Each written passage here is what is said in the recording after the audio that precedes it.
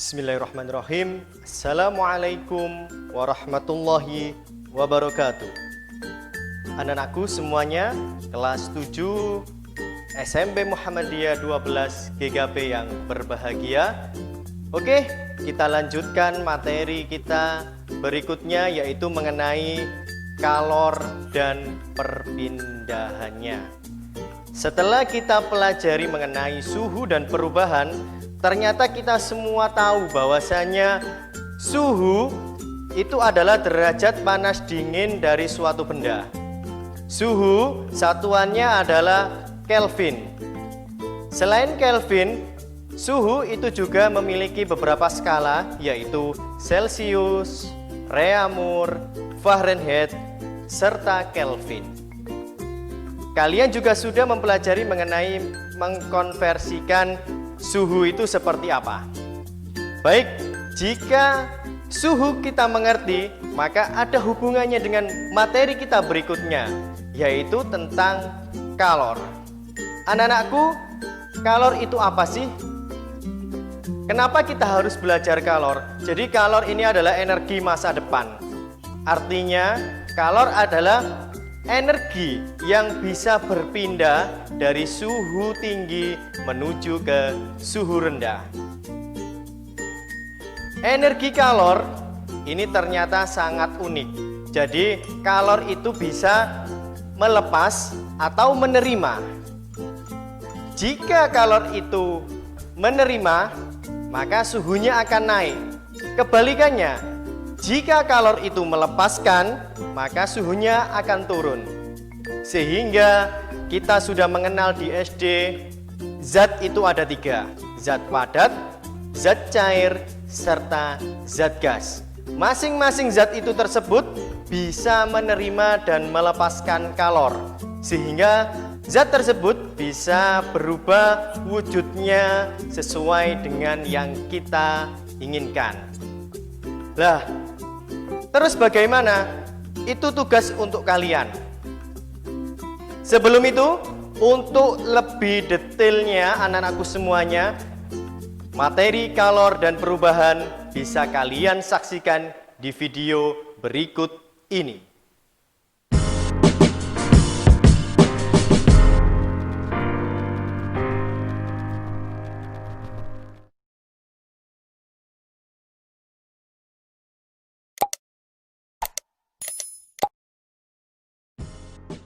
Suhu menyatakan tingkat panas benda.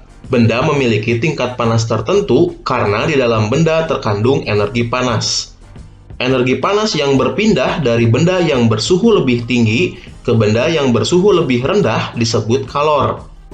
Sebagai bentuk energi, dalam sistem internasional, kalor mempunyai satuan joule atau ditulis dengan huruf J besar. Satuan kalor yang populer atau sering digunakan pada bidang gizi adalah kalori dan kilokalori. 1 kalori adalah jumlah energi panas yang dibutuhkan untuk menaikkan suhu 1 gram air hingga naik sebesar 1 derajat Celcius. 1 kalori sama dengan 4,184 Joule atau sering dibulatkan menjadi 4,2 Joule. Tubuh manusia mengubah sebagian makanan menjadi energi panas. Zat gizi makanan mengandung energi kimia yang dapat diubah menjadi energi panas atau energi bentuk lain.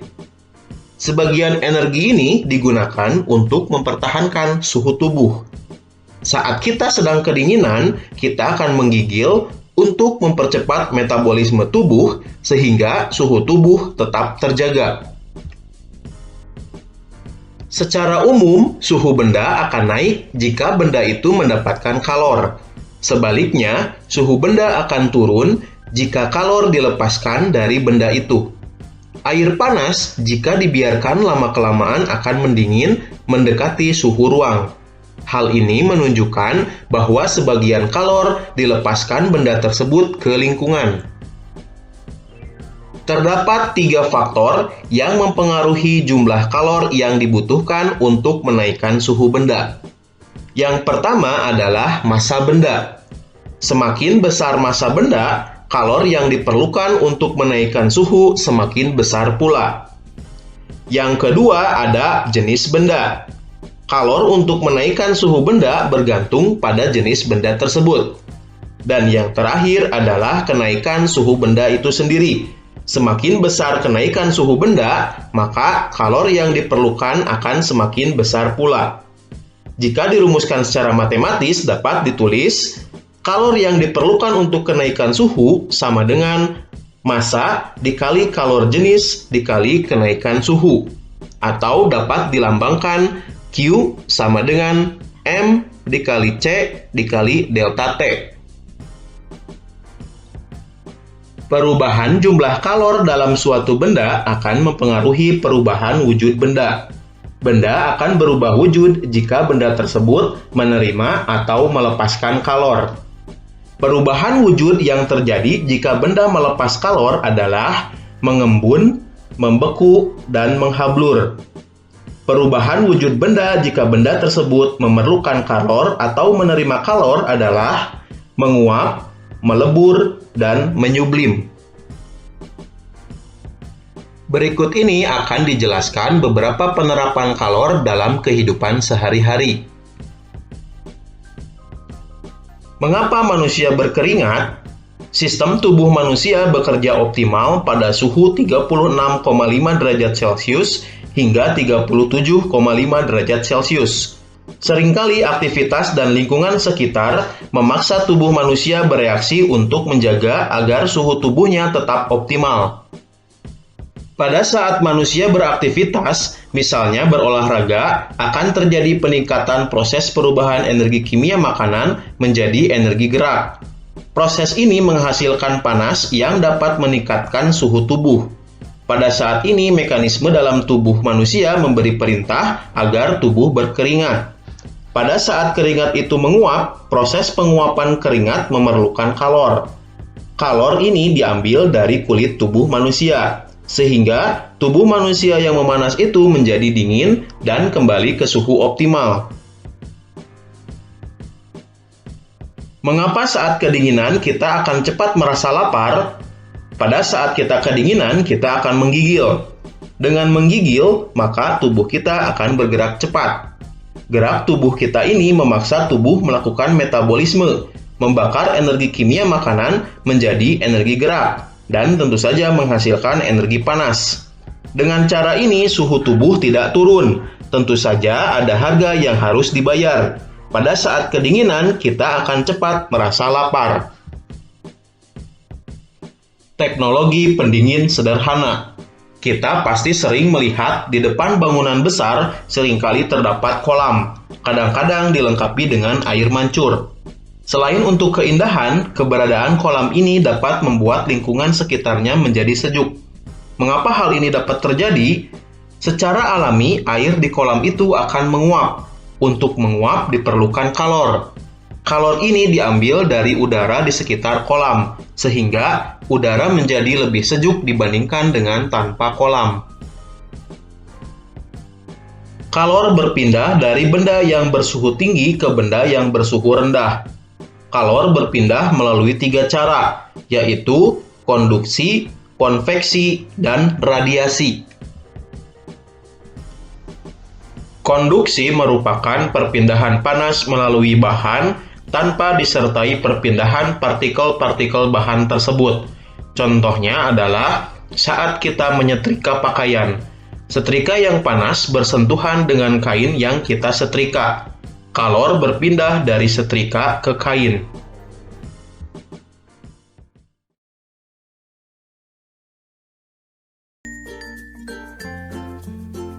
Itu aja.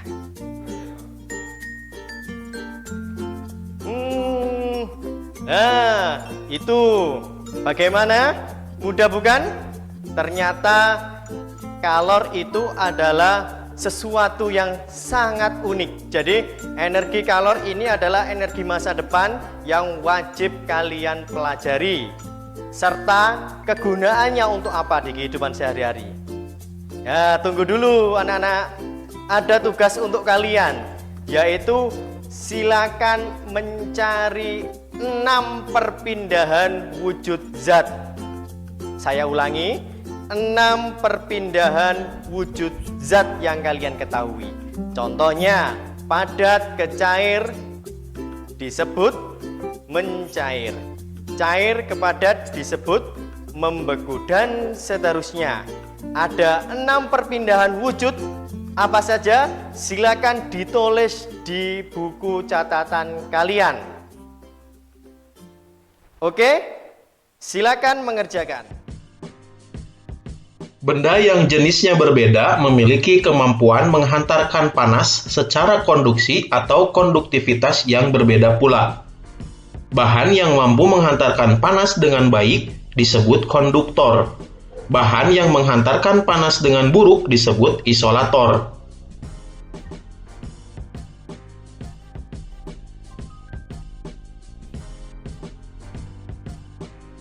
Konveksi adalah perpindahan kalor dari satu tempat ke tempat lain bersama dengan gerak partikel-partikel bendanya.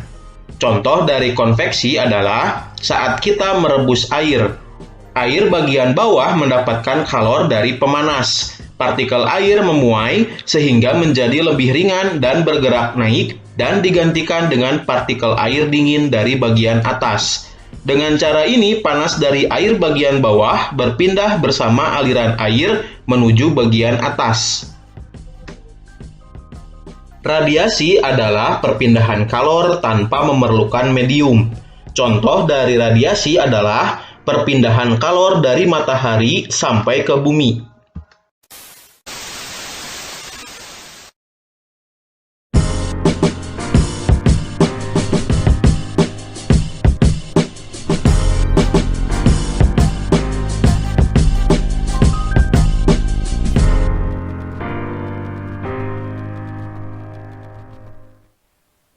Baik. Alhamdulillah, baik anak-anakku semuanya, itu adalah tadi paparan mengenai materi kita yaitu kalor dan perubahan. Bisa dipahami bukan? Nah, silakan materi tersebut kalian download di virtual kelas kalian. Kemudian kalian rangkum dari video yang saya paparkan ini, silakan dirangkum dengan bahasa kalian sendiri agar kalian lebih paham lagi mengenai perubahan, mengenai kalor, serta mengenai perpindahan wujud kalor itu tersebut.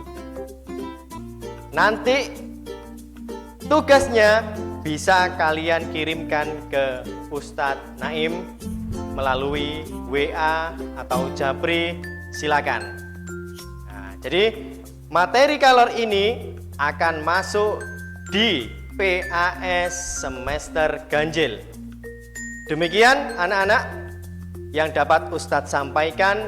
Mudah-mudahan sedikit ilmu yang Ustadz berikan bisa bermanfaat untuk kalian pelajari. Tetap semangat, tetap olahraga, serta berdoa. Jangan lupa pembiasaan yang baik selalu dilakukan. Demikian. Assalamualaikum warahmatullahi wabarakatuh.